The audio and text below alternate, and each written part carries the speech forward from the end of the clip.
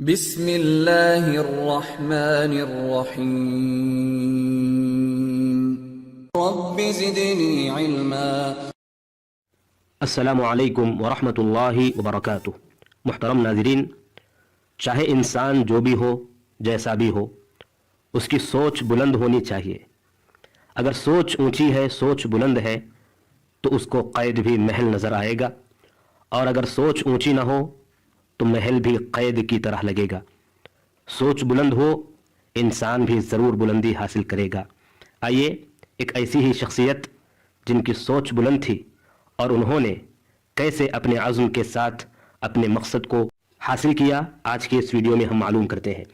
آج ہم بات کرنے والے ہیں موسیٰ بن نصیر رحمہ اللہ کے بارے میں۔ وہ موسیٰ بن نصیر جو فاتح مغرب، صقلیہ، قبرص، رودس اور اندلس کے فاتح ہیں، جو شیخ المجاہدین تھے۔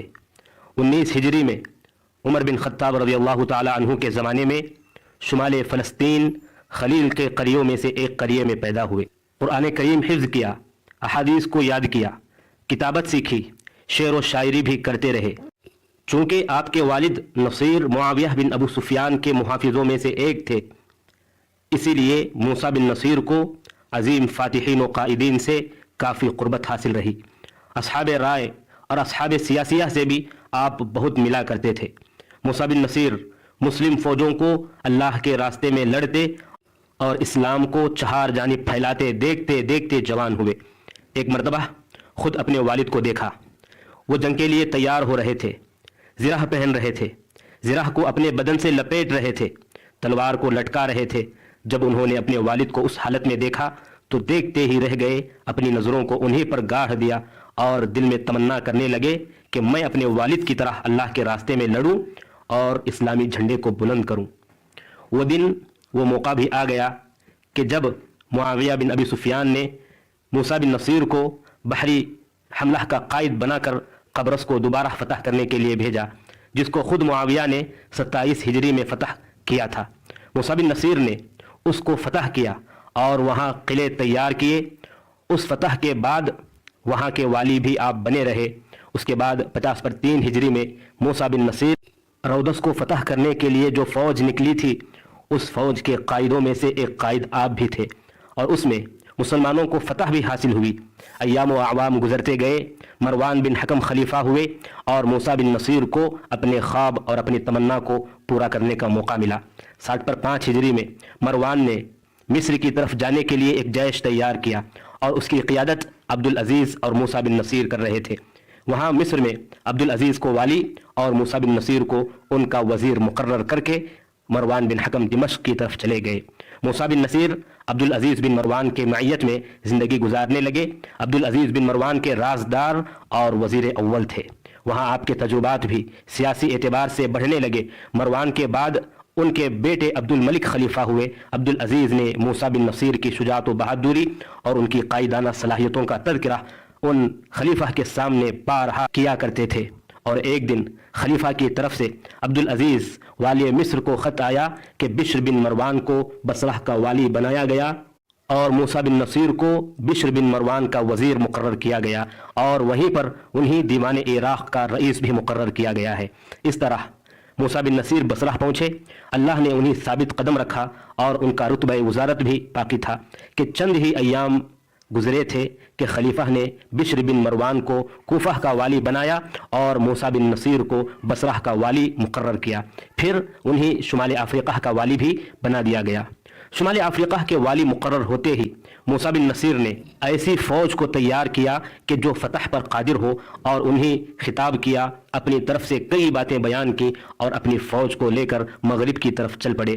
قبائل بربر کو شکست دیا اور ان پر قابو پایا جو کہ اسلامی ہاتھ سے بار بار نکل جاتے تھے۔ جب قیروان پہنچے، ہاں نماز شکر ادا کیا اور پھر منبر پر چڑھ کر پھر دوبارہ فوج سے خطاب کیا۔ موسیٰ بن نصیر کی فوج مغرب و شمال میں پھیل گئی اور ہر قلعے کو فتح کرتے چلی گئی۔ اس کو فتح کرنے میں پہلے کی اسلامی فوجیں عاجز رہ گئی تھیں۔ اس کے بعد طنجہ کو فتح کرنے کے لیے بھی آگے بڑھے، جو رومی یولیان کی ولایت میں تھا، لہذا طارق بن زیاد کی قیادت میں زبردست فوج کے ساتھ اس کا محاصرہ کیا اور اس کو بھی فتح کیا۔ اس فتح کی خوشخبری اپنے دوست عبدالعزیز بن مروان کو بھی دی اور وہ بھی بہت زیادہ خوش ہوئے۔ اس طرح موسیٰ بن نصیر اللہ کے دین کو مفتوحہ علاقوں میں پھیلاتے رہے اور جیت بر جیت حاصل کرتے رہے، عدل و انصاف کے ساتھ حکومت کرتے، عجمی ہو یا عربی سب کے ساتھ برابر کی بات کرتے اور برابر کا حق دیتے، لہٰذا لوگوں نے انہیں خوب مانا، جانا، چاہا اور سراہا، اور اسلام کو بھی سب لوگوں نے پسند کیا اور حق کی دعوت قبول کرتے گئے، یہاں تک کہ اسلام میں فوج در فوج لوگ داخل ہوتے گئے، شرک اور کفر سے توحید و اسلام کی طرف آنے لگے۔ اسی پر خاموش نہیں ہوئے بلکہ بحری بیڑے، فلیٹ اور ترسانے بھی تیار کیے گئے اور 1000 مراکب تیار کرنے کا حکم دیا۔ جب کشتیاں تیار ہو گئیں تو فوج کو کشتیوں میں سوار کرایا اور عبداللہ کو قائد بنا کر صقلیہ کو فتح کرنے کا حکم دیا۔ ان کے ساتھ 800 سے 1000 کی فوج ان کے درمیان موجود تھی اور اسی فوج کو لے کر وہ جزیرے میں داخل ہوئے اور صحیح سالم مال غنائم کے ساتھ واپس ہوئے۔ پھر دوبارہ عیاش بن اخیل کی قیادت میں فوج بھیجا، سرقوسہ کو فتح کر کے وہ فوج بھی آرام سے واپس آئی۔ 80 ہجری میں سردینیا، میروقہ اور منورقہ، ان تمام علاقوں کو آپ نے فتح کیا۔ اس طرح کے فتوحات کے بعد آپ اور فتوحات کے متعلق سوچ ہی رہے تھے کہ طارق بن زیاد کا خط آیا کہ طنجہ کا والی اندلس کو فتح کرنے کی پیشکش کیا ہے۔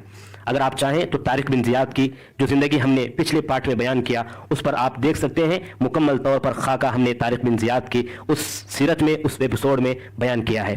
ہوا یوں تھا کہ طنجہ کے والی نے اندلس کو فتح کرنے کی پیشکش طارق بن زیاد سے کیا اور کشتیوں کا انتظام بھی کرنے کا وعدہ کیا، تو موسیٰ بن نصیر نے فوراً ولید بن عبد الملک سے اندلس کو فتح کرنے کی اجازت طلب کی۔ تو ولید نے کہا کہ ٹھیک ہے، اجازت ضرور ہے، لیکن پہلے اندلس کے علاقوں کا اندازہ لگا لو اور بحری احوال کا اندازہ لگا لو، اس کے بعد حملہ کی تیاری کرنا۔ تو انہی کے مشورے کے مطابق انہوں نے طریف بن مالک ان کی قیادت میں 500 یا 400 لوگوں کو آپ نے بھیجا، یہ اندازہ لگانے کے لیے کہ آخر اندلس کے احوال کیا ہیں اور وہاں کے بحری احوال کیا ہیں۔ جب اندازہ ہوا تو طارق بن زیاد 7000 فوج کو لے کر، جس میں بربری بھی شامل تھے اور عربی بھی شامل تھے، ان 7000 فوج کو لے کر اندلس کو فتح کرنے کے لیے نکلے۔ جب وہ لوگ قریب پہنچ گئے تھے تو وہاں کے بادشاہ لزریخ کو اس بات کی اطلاع ملی، تو اس نے فوراً ایک بڑی فوج تیار کی اور ان مسلمانوں سے مقابلہ کرنے کے لیے تیار ہو گیا۔ جب طارق بن زیاد کو اس بات کی اطلاع ملی کہ بہت بڑی فوج لے کر تیار ہے مقابلہ کرنے کے لیے، تو فوراً انہوں نے موسیٰ بن نصیر سے ایک مدد طلب کی کہ اور بھی فوج ہمارے ساتھ بھیجا جائے۔ تو موسیٰ بن نصیر نے بہترین جنگجوؤں کو 5000 کی تعداد میں دوبارہ فوج کو روانہ کیا۔ اس طرح مسلمان 7 5 2 ملا کر 12000 فوج کے ساتھ ان کا مقابلہ کرنے کے لیے آگے بڑھے، اور الحمدللہ 7 دن مسلسل گھمسان لڑائی اور جنگ کے بعد مسلمانوں نے 8ویں دن اس اندلس کو فتح کیا۔ وہاں کا جو بادشاہ تھا وہ وہاں سے بھاگتے ہوئے واپس چلا گیا۔ اس طرح مسلمانوں کے ہاتھ میں اندلس کی فتح اور کامرانی بھی حاصل ہوئی۔ اس کی اطلاع موسیٰ بن نصیر کو دی گئی۔ جیسے ہی ان کو اطلاع دی گئی، انہوں نے فوراً اپنے ساتھ ایک فوج کو لے کر طارق بن زیاد کے پاس پہنچے اور وہاں کے دیگر علاقے بھی فتح کرنا شروع کر دیے۔ اس طرح جب دونوں قائد مل کر فتح کر رہے تھے کہ اچانک ولی حکم پر فتوحات کا سلسلہ روکا گیا اور موسیٰ بن نصیر دمشق واپس پہنچے اور ان کا انتقال 9 پر 9 ہجری میں ہوا۔ انا للہ و انا الیہ راجعون۔